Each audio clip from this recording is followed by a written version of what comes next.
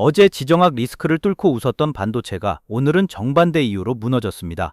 30년물 국채 수익률이 19년 내 최고치인 5.32%까지 재차 치솟은 데다 중국의 저비용 AI 모델 발표까지 겹치며 반도체 칩 섹터만 마이너스 4.96%로 최대 낙폭을 기록했습니다. 그런데 오늘 토스 데이터를 열어보니 반도체 레버리지 ETF SOXL이 마이너스 14.8% 폭락한 바로 그날 한국인 거래대금은 어제보다 더 늘어 있었습니다. 오늘 하루를 이 역설로 풀어드립니다. 첫 번째 방아쇠는 금리입니다. 10년물 국채 수익률이 19개월 내 최고치인 4.75%, 30년물은 19년 내 최고치인 5.32%까지 재차 급등했습니다. 여기에 AI 밸류에이션 재평가 논쟁과 중국의 저비용 AI 모델 키미 K3 공개, 중국 국영기업의 DUV 리소그라피 기술 확보 소식까지 겹쳤습니다. 두 번째 방아쇠는 SOXL입니다. 당일 마이너스 14.8% 폭락했고 서학백 주간 자금은 마이너스 8,906억 원으로 사상 최대급 유출을 기록했습니다. 그런데 토스 거래대금은 오히려 어제 2,008억 원보다 늘어난 3,104억 원이었습니다. 30년물 국채 수익률 5.32%, 19년 내 최고치입니다. 세 번째 방아쇠는 60개 테마의 완전한 반전입니다. 어제 60개 테마 중 1위였던 반도체 패키징이 오늘은 마이너스 7.74%로 최하위까지 떨어졌습니다. 순위가 하루 만에 완전히 뒤집힌 겁니다. 오늘 하루를 5단계로 풀어보겠습니다. 사건은 이렇습니다. 반스클레이스가 AI 캐펙스 열기 냉각을 경고한 가운데 중국의 저비용 AI 모델 키미 K3 공개와 중국 국영기업의 DUV 리소그라피 기술 확보 소식이 겹쳤습니다. 시장은 이걸 미국 빅테크가 AI 인프라에 과잉 투자하는 것 아니냐는 우려로 해석했고 여기에 30년물 국채 수익률이 19년 내 최고치까지 재차 치솟으며 고밸류에이션 반도체 섹터를 이중으로 압박했습니다. 중국의 저비용 AI 모델 키미 K3입니다. 결과적으로 반도체 게이지 전체가 마이너스 5.5%대 급락했고 인텔 랩리서치 어플라이드 머티리얼즈 같은 개별 종목들이 마이너스 5에서 7%대로 동반 급락했습니다. 3배 레버리지인 SOXL은 마이너스 14.8%까지 증폭됐습니다. 그런데 토스에서는 레버리지 비중이 67%까지 치솟으며 이상신호 기준을 처음 넘어섰습니다. 닥터K 진단입니다. 어제와 오늘 촉매는 완전히 달랐지만 반도체가 금리 민감 섹터라는 공통점 하나로 계속 흔들리고 있습니다. 지표 몇 개만 짚고 가겠습니다. S&P 500은 마이너스 0.69%, 나스닥은 마이너스 1.33%로 반도체 비중이 높은 만큼 낙폭이 더 컸습니다. VIX는 14거래일 만에 상승 전환에 15.84, 플러스 4.28%였습니다. VIX 15.84, 14거래일 만에 상승 전환입니다. 흥미로운 건 금입니다. 금 ETF GLD가 마이너스 1.71%로 팔렸습니다. 안전자산까지 함께 팔리는 건 전형적인 리스크오프와는 결이 다른 유동성 확보성 매도 신호일 수 있습니다. 개장 전부터 정리하면 반스클레이스의 경고와 중국발 소식이 먼저 나왔고 장중엔 앞서 짚은 금리 부담이 다시 더해지며 반도체 게이지가 5점대%로 급락했습니다. 반도체 패키징 테마 마이너스 7.74%입니다. 어제 60개 테마 중 1위였던 바로 그 테마입니다. 3배 레버리지 SOXL은 마이너스 14.8%까지 증폭되며 서학백 지수 낙폭을 주도했습니다. 다만 알파벳과 마이크로소프트는 클라우드 실적 가시성에 힘입어 상대적으로 선방했습니다. 결국 S&P는 마이너스 0.69%, 나스닥은 마이너스 1.33%로 마감했습니다. 지수는 흔들렸지만 어제 웃던 반도체가 오늘 가장 아팠습니다. K트렌드 US.com에서는 서학백 지수와 미국 주식 테마 지도를 매일 무료로 확인하실 수 있습니다. 오늘처럼 하루 만에 순위가 완전히 뒤집히는 60개 테마의 속사정, 여기서 직접 확인해보세요.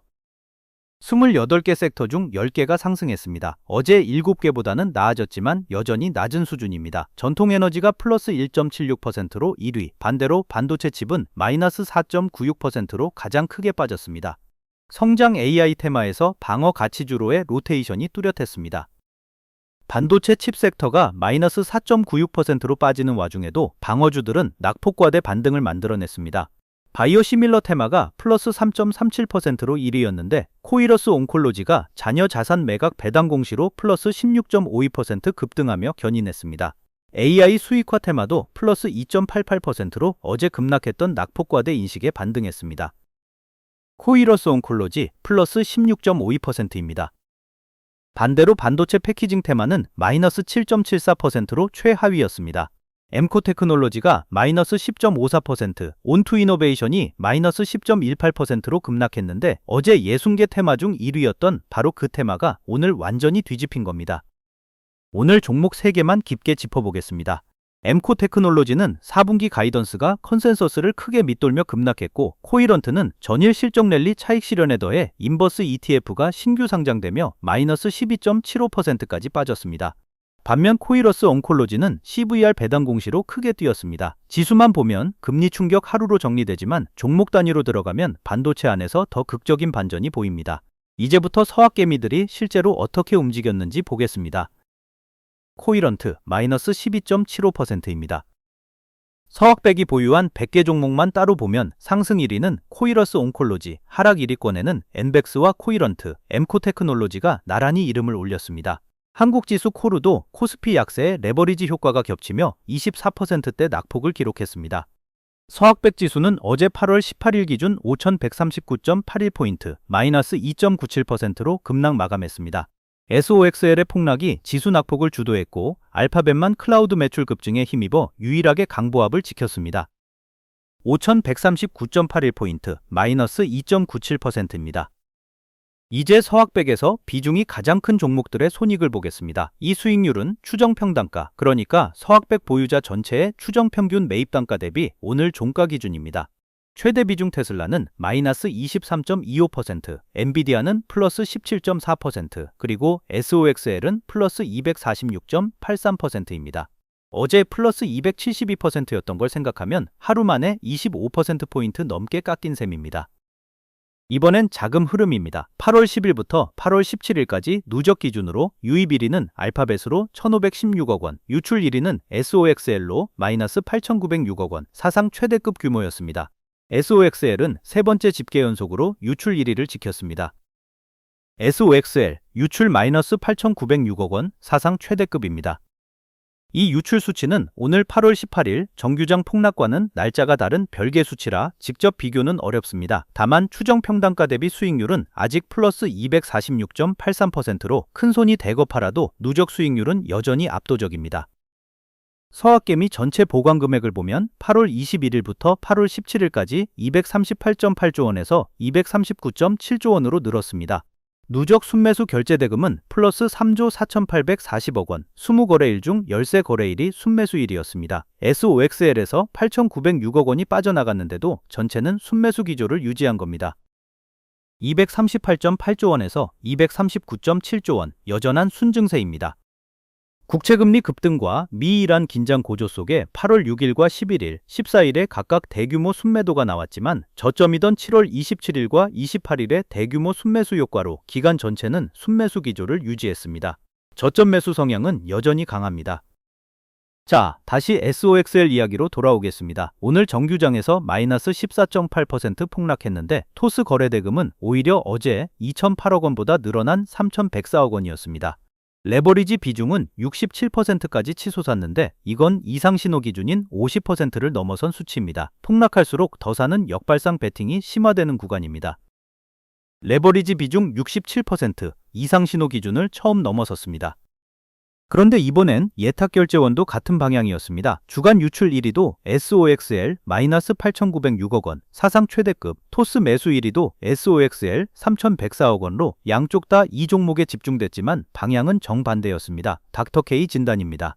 큰손은 차익 실현과 손절 매도가 섞였을 가능성이 높고 개인은 폭락을 저가 매수 기회로 해석했습니다. 같은 종목, 같은 날 정반대 판단이 갈린 겁니다.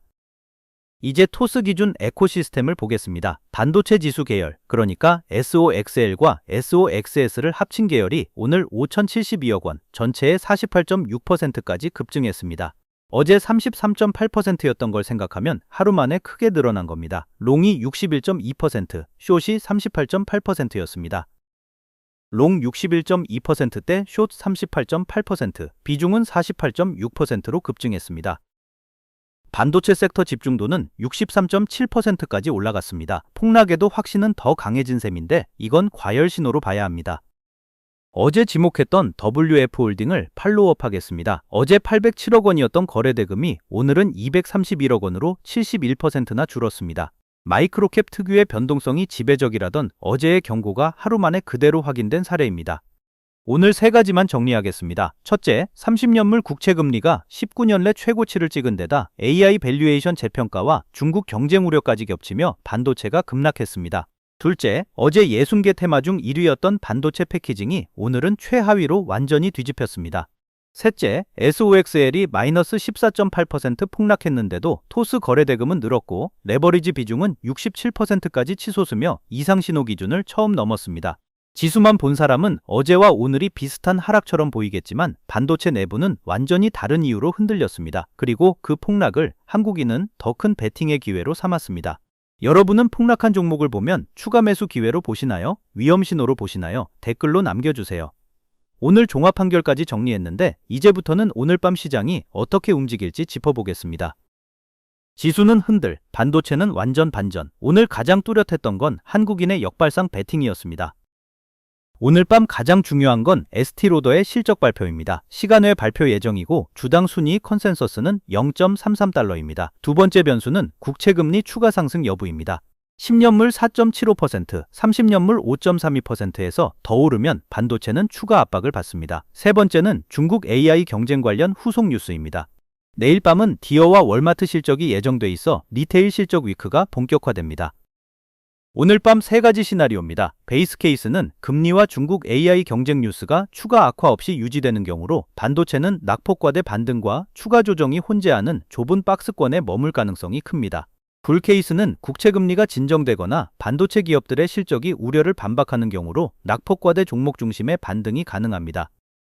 오늘 밤 에스티로더 실적, 국채금리 방향이 반도체 향방의 핵심 변수입니다.